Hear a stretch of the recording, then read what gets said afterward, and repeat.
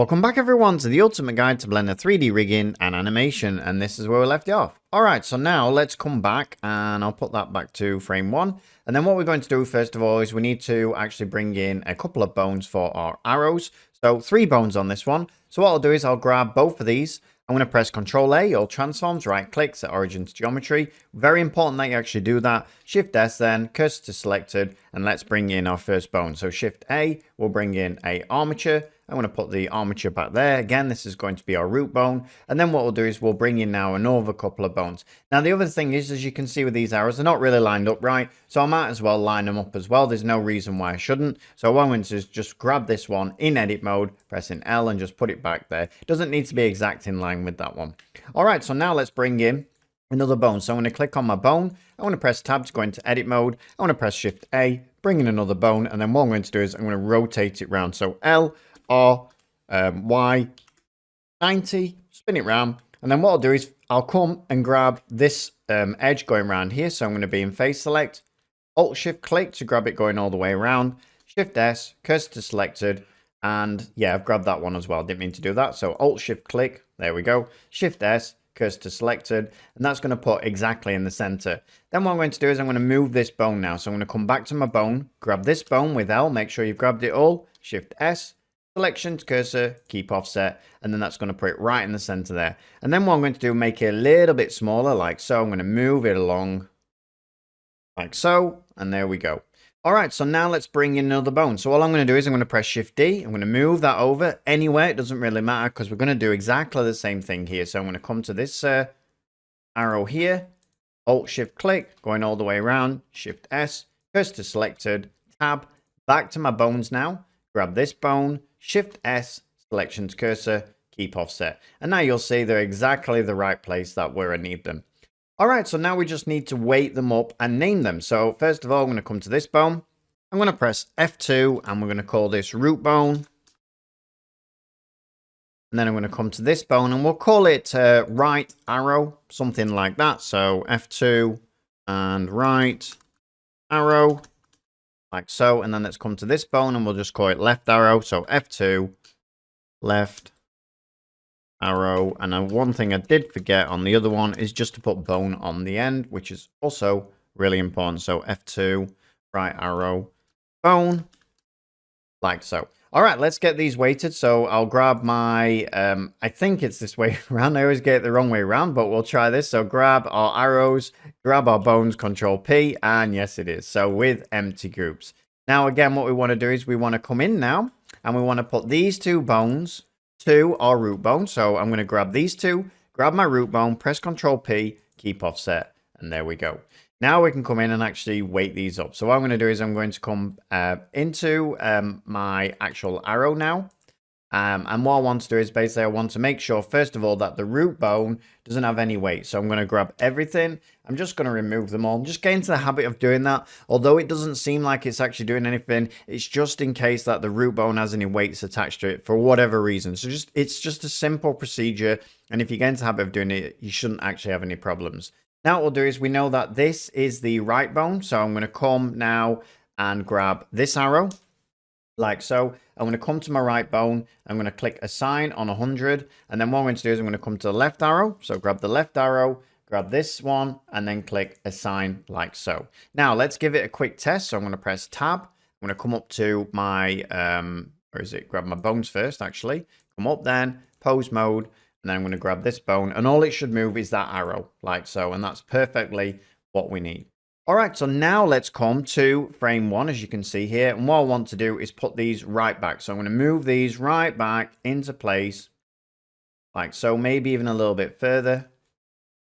And maybe still a bit further. Something like that, I think, is absolutely fine. I'm just looking to make sure that this bone, you can see it's not quite pointed out as much, so I just want to grab just this bone here. So I've just grabbed it through there. If you can't see it, just press Z and then you'll be able to see through there, and then just pull it out very slightly. Press 7 to go over the top, and now you can see this one's poking out and this one just wants to be poking out just a slight bit like so.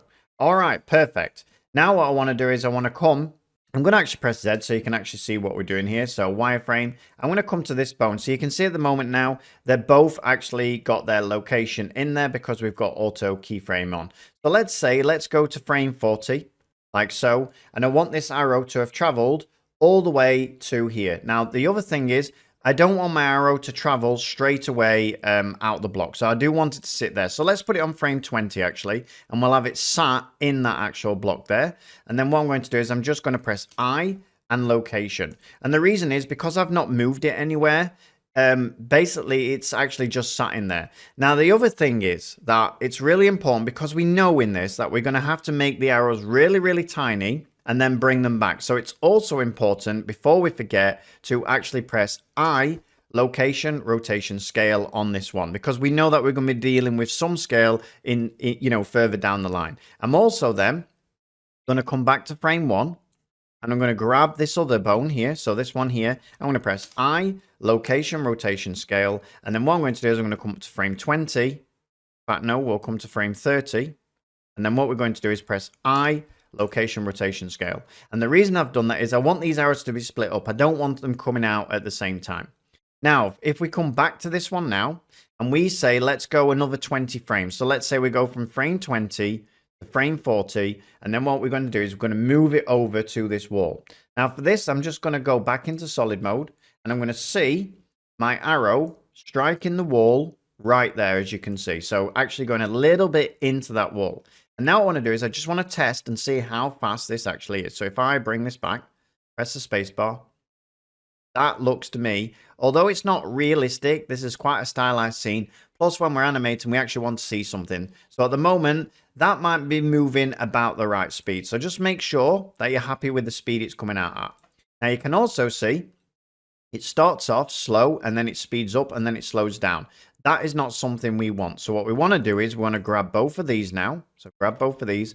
We want to right click and we want it to be on interpolation mode of linear. And I think now that it should, if I bring it back to here, there you go. Now it's the same speed all the way along. And now you can get actually a better idea of if you're happy with this being this speed. I think I need to speed it up slightly. So I'm going to bring it down by maybe a few frames. So if I come in now, press the middle mouse button. If you can't see, I'm going to bring it to 35 instead. And then what I'm going to do now, I'm going to come in, press the space bar.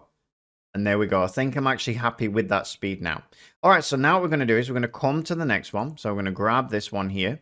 And then what I'm going to do is exactly the same thing. So again, we know if we click on this one that it's over 15 frames. So we want this one to be over 15 frames as well. So what I'm going to do is I'm going to come to frame 45. And then what I'm going to do is I'm going to grab this and bring it all the way up to here like so.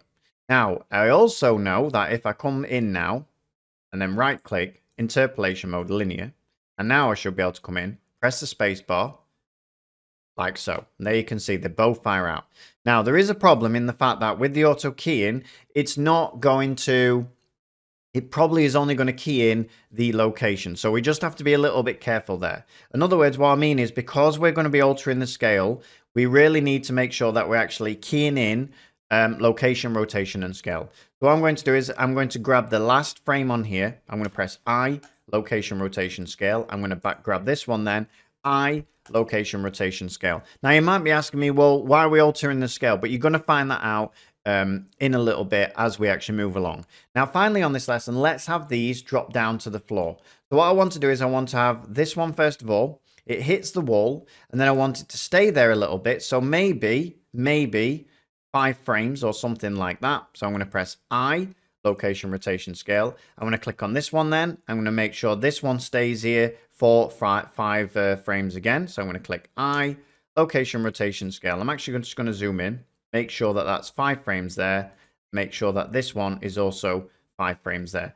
Now let's have a look what that actually looks like. So nothing should happen in the end. They should just both sit there. So bang, bang, both sit there. And now what we want to do is make them drop down to the floor. So I'm going to come to frame 55 with this one because this one came out first. So what I'm going to do is I'm going to make this drop down to the floor from here. So I'm just going to bring it down, drop it down to the floor so that we can still see it. So I'm going to press dot.